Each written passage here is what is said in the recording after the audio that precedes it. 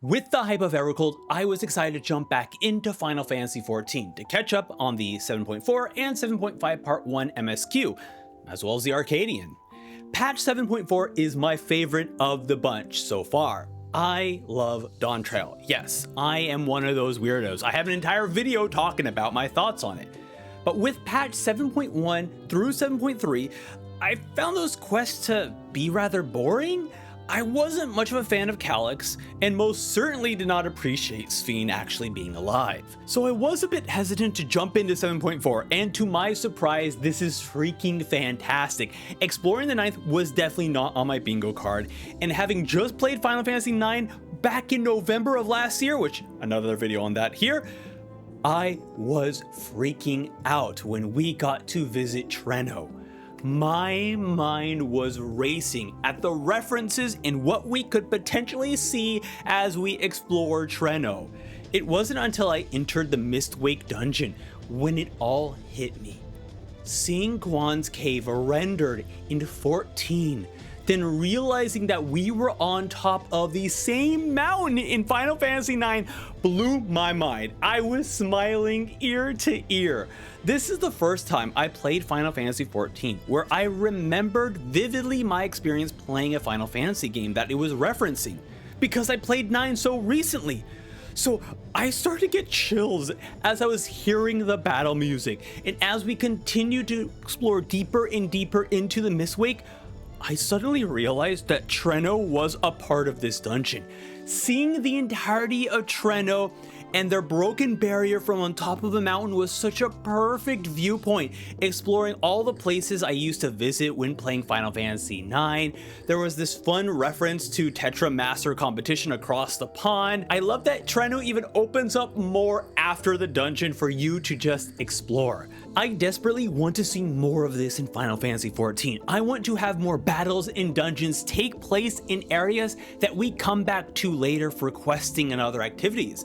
I mean, they've done a bit of this in solo duties, but I want to see full-on dungeons that we get to have like livable areas in. The one thing that disappointed me was the lack of the Final Fantasy IX boss music. The dungeon could have been such a perfect. Of course, we get to fight the Doom Train, and then it's a part of the Final Fantasy IX boss music.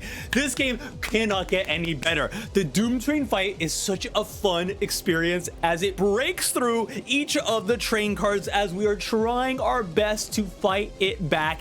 It's such a cool sequence. Look, I am a big fan of trains. I like it when fights take place on trains. So of course I'm going to like a fight where we're fighting a train on a train. It's so much train. All right, I was getting a bit too excited there, okay? Because I want to talk about how wonderful the Treno story is.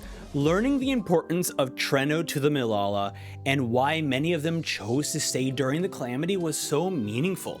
And I love the indirect reference to Dr. Tot from Final Fantasy IX, as they referred to a Milala who served as a royal tutor, returned from Alexandria to help create Treno's barrier. I love the animation for Lemul.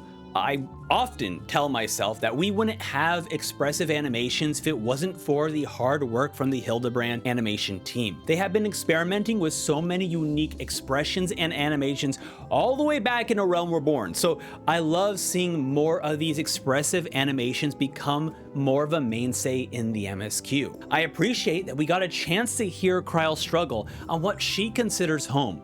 Kryle has been gone for an entire expansion, so I wasn't sure if Kryle might end up choosing to stay in the Ninth. But in a crazy turn of events, she is the next heir to become Speaker. And through meeting her aunt Meili, home is a place you choose. They really nailed the relationship between Meili and Kryle. The expressions that Meili had as she saw Kryle and it reminded her of her own sister was wonderful. And the moment when she hugged Kryle goodbye and immediately was reminded of the sensation of saying goodbye to her sister, not knowing this might be the last time she sees her. It was heartbreaking. And I hope that the Speaker is more meaningful in the future. Maybe Kryle is the one who gets us to the Fourth, but it feels like our Warrior of Light will be the one activating the key. So I'm curious what other importance does being a Speaker mean outside of utilizing and holding the key. Also, Calyx and Hamura show up, but I'll talk more about them in the 7.5 portion of this video. I briefly want to mention the Arcadian as I went through it for the first time. And I'm someone who was a tank, and the reason why I didn't play it when it first came out was because I was worried of letting my team down. I get a lot of anxiety jumping into a dungeon for the first time because as a tank, I'm like, if I fail, you all die. So that scared that I had, that anxiety that I had took over, and I just ignored the Arcadian the entire time.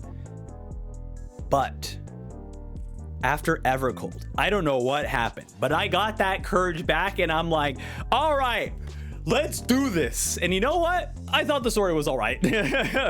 But I was really there, honestly, for the fights. And those fights were a ton of fun. The incorporation of the fighters utilizing feral souls to augment themselves in a wrestling-like entertainment event is a super fun idea. I kind of wish the characters were a bit more over the top like you see in wrestling, but whatever, I don't care, because we got to do a spirit bomb and then the spirit bomb got sent to us and then we drop kicked through the spirit bomb and destroyed the final boss. That was pretty freaking sick. Okay, on to 7.5 part 1, and let me tell you, I appreciated the shorter quest. I understand it is a part 1, but it's nice to not be bogged down by a lengthy quest, and they utilize that time very well. We are jumping all over the place, whether we joined up with Totaro, which was fun seeing her after so long, seeing Julius in Garlemald, and assisting Zero on the 13th. It was great seeing Zero again, even if I was not a fan of the majority of the Post and Walker story. It was just awesome seeing her slay some fiends and job switch, which is crazy. Sure, we have seen the Scions change their jobs, but Zero swapped like us. It makes me wonder if they are hinting about something more about Zero. Does she have a bit of Azum's soul? Hopefully, we'll learn more post Evercold, because it seems like Zero is always a post-story arc at this point. But oh my god, dude. This patch gives us so much juicy teases about Evercold. First, the Winterers. I may be overhyping this group, but the idea of a group of people from the Reflections coming together to rejoin the shards to the source is such a cool premise. I particularly loved when Calyx mentions that some members share the same goal, but not all of them agree or even like each other, which is such perfect drama for us to team up with a Winterer. I'm curious if the older male Aura in the Evercold trailer is a Winterer. Also, I love the idea of a Winterer possessing Azum's soul. Like, what if the Wanderer mentioned at the end of Evercold trailer was an Azam Winterer? I don't care. I don't care if I'm wrong. I know how crazy this sounds, but I just love the possibility of how crazy we can think, because if I learned anything, the MSQs are usually crazier than how I think about them. I've also enjoyed Hamura and Calyx's inclusions in 7.4 and 7.5. Not only do they represent our rivals for the next saga, but I also have enjoyed their transparency, sort of. Sure, they are probably keeping secrets from us, but I like that we know their main goal. So now it feels like us racing to see which one of us will accomplish our goals before the solstice. Also, the solstice as our fail condition for this saga is crazy. The fact that the Reflections are naturally rejoining, which will cause the world to revert millions of years into the past. I don't know, that seems pretty insane to me, but 7.4 and 7.5 part 1 have been such an incredible experience, hyping me up for more Evercold. Look forward to 7.5 part 2 video, and thank you all for taking your time to listening to me hype up Final Fantasy XIV.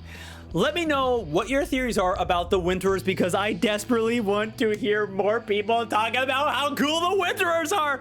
I will see you all probably in July when they drop more information at the Berlin Fan Fest. I blew my voice out in this video, and this video is hardly like 10 minutes. Holy, oh my god.